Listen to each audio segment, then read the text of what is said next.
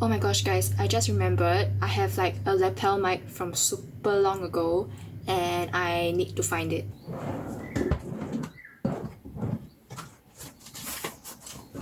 She found it!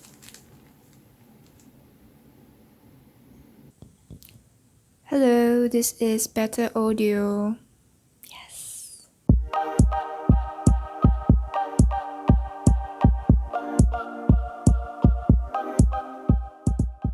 Hi YouTube, I'm Jocelyn and I'm a violinist. I graduated with a bachelor's degree in music back in 2018.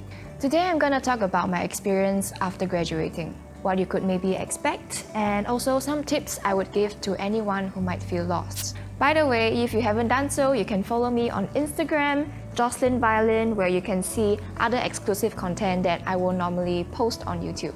So, a little bit of a backstory. I was lucky to have started receiving my education in music when I was 13 years old and have been learning the violin since I was 4. Prior to my bachelor studies in NAFA School of Music, I was in Singapore's School of the Arts, SOTA in short. In 2018, I had a single term of studies in London's Royal College of Music and graduated with a bachelor's degree back in Singapore. So in an ideal world, we would get some sort of a full-time performance job, like in a professional orchestra, as soon as we graduate. But that only happens to the minority of us. And I'm talking about 1 to 2%. The rest of us will be lucky to secure regular paying or contractual gigs, and some of us would delve into teaching or perhaps management and also furthering studies. From my experience, an effective way to get into professional work after graduation is to take up external engagements such as performing or teaching whenever the opportunity arises, while you are still in your music school or conservatory. First, let me share about my teaching experience. For me, I started teaching part-time when I was in my second year of studies. I took up teaching jobs in 2 music schools, and needless to say, as an undergraduate, the pay was undergraduate. It was not great.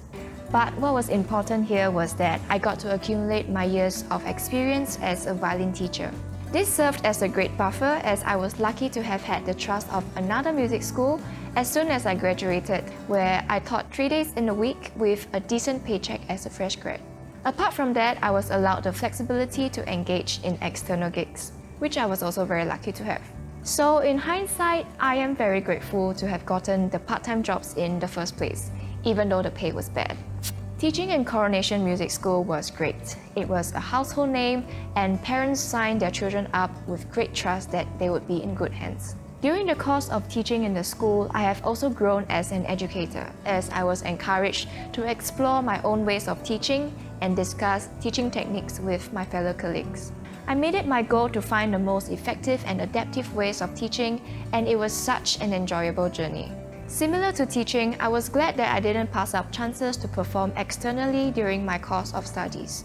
What I've learned was that you're never too young to expose yourself to the professional world if you're given the opportunity. As the saying goes, if you fail to plan, you plan to fail. This is about paving a path for yourself and making sure that you have a wide network of connections to your future potential clients and agencies. It's like a gateway to transition to the professional world more smoothly. I know that there are people who think that if you're a student, you should be focusing on studying, and that external engagements would just be a distraction.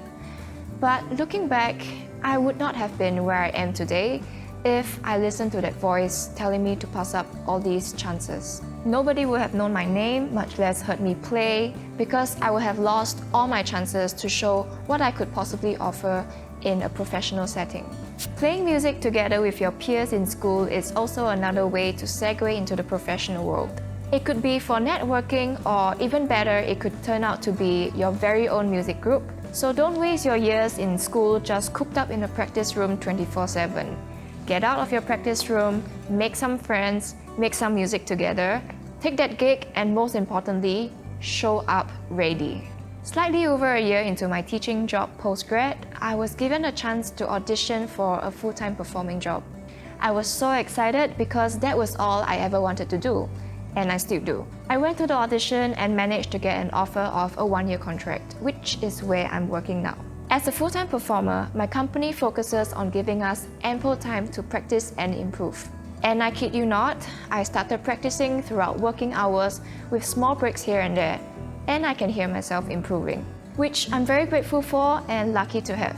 And this brings me to my next point. Do not stop practicing after you graduate.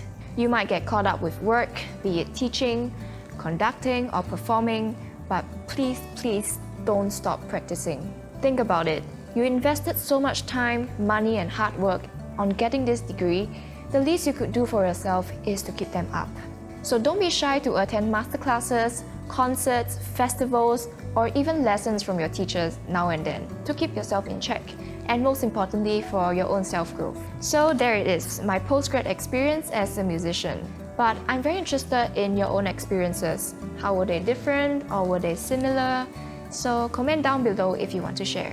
And as usual, do like, share, subscribe, and turn on that notification bell so that you can be the first to know when I post the next video.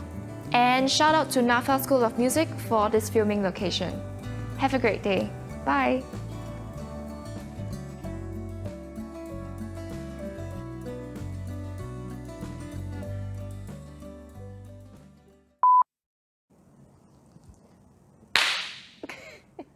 Hi YouTube! 3 days in a week. If you're given the opportunity. If you're given the opportunity.